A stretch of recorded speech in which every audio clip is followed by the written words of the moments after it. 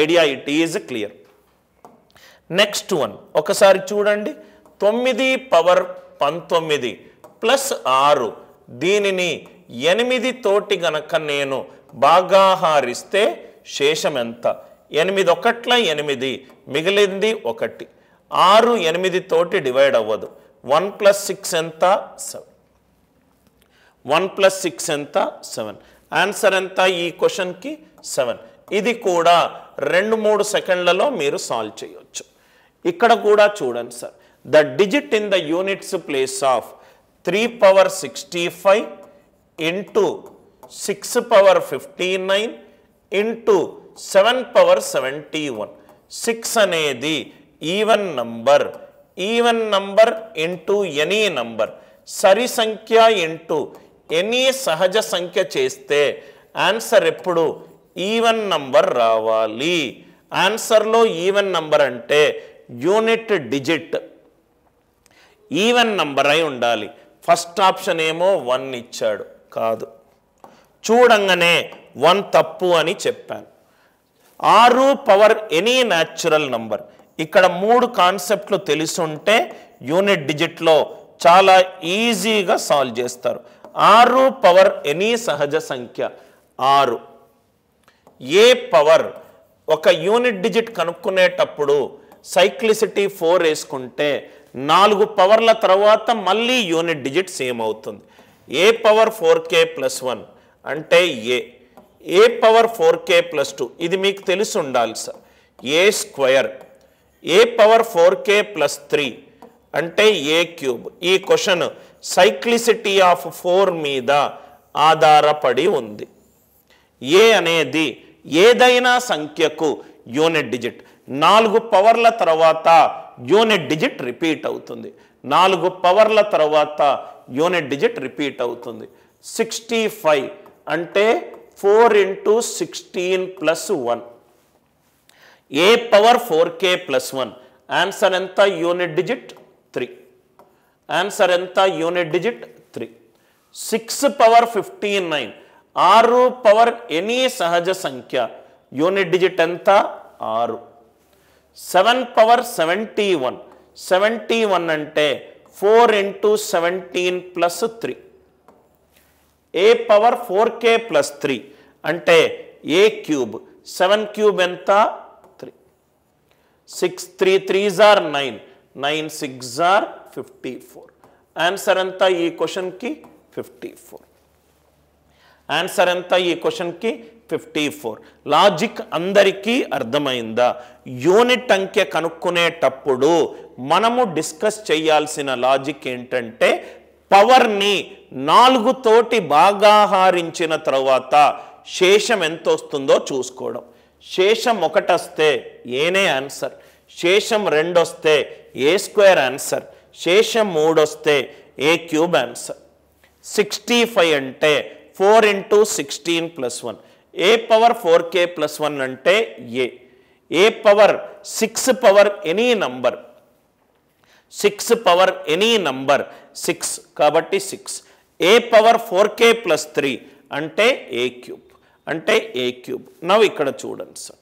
ఇక్కడ ఒక కాన్సెప్ట్ గనక మీకు తెలిస్తే చాలా ఈజీగా ఈ క్వశ్చన్ని మీరు సాల్వ్ చేయొచ్చు.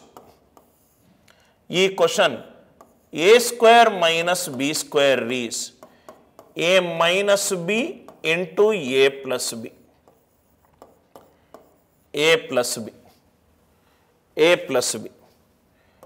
a cube plus b cube. It is a plus b into a square minus ab plus b square. a square minus ab plus b square. అంటే కాన్సెప్ట్ ఏంటంటే A power n plus B power n అనేది ఎప్పుడూ కూడా ఏ plus B తోటి భాగాహారింపబడుతుంది. ఎప్పుడు power n అనేది బేసి సంఖ్య అయినప్పుడు.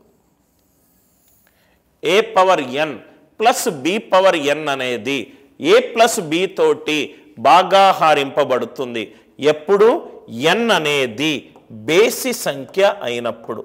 ఇక్కడ a ప్లస్ బి ఎంత ఇచ్చాడు సార్? a ఏమో 2 పవర్ 32, b ఏమో 1.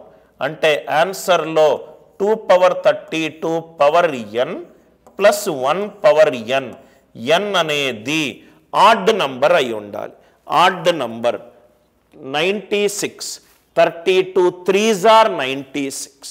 సో n ఆడ్ నంబర్ ఉండాలి కాబట్టి ఆన్సర్ ఎంత? 2 power 96 plus 1. 2 power 96 plus 1. Are you all with me? So a power n plus b power n ఎప్పుడూ కూడా a ప్లస్ b తోటి భాగాహారింపబడుతుంది. ఎప్పుడు? n అనేది బేసి సంఖ్య అయినప్పుడు. ఇంకో క్వశ్చన్ మీకు చెప్తున్నాను. 16 power 13 plus 19 power 13 divided by 35. a power n plus b power n ఇది ఎప్పుడు డివైడ్ అవుతుంది? a ప్లస్ b తోటి డివైడ్ అవుతుంది n ఆడ్ నంబర్ అయినప్పుడు.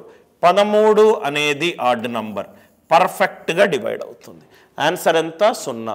a power n plus b power n it is always divisible by a plus b if n is odd.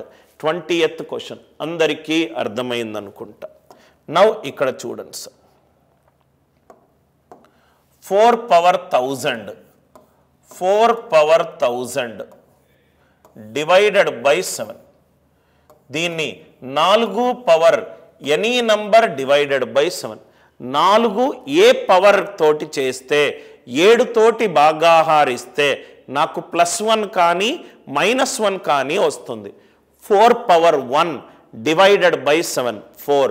4 square 16. 7 రెండ్ల 14, Seshamu 2. So 3 కనుక చేస్తే 4 power 3 64. 7 9ల 63, శేషం 1. 4 power 3 power 333 into 4 power 1 divided by 7. 64.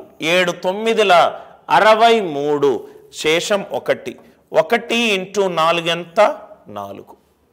1 into 4 ఎంత? 4. ఈ క్వశ్చన్కి answer ఏంటి sir? 4. I hope the idea it is very clear. ఇక్కడ మీరు తెలుసుకోవాల్సిన లాజిక్ ఏంటంటే 4 power 3 divided by 7 64 divided by 7. 7 9ల 63, శేషం 1. కాబట్టి అందుకే 1000ని 3 తోటి భాగాహారించాను. 1000ని 3 తోటి భాగాహారించాను.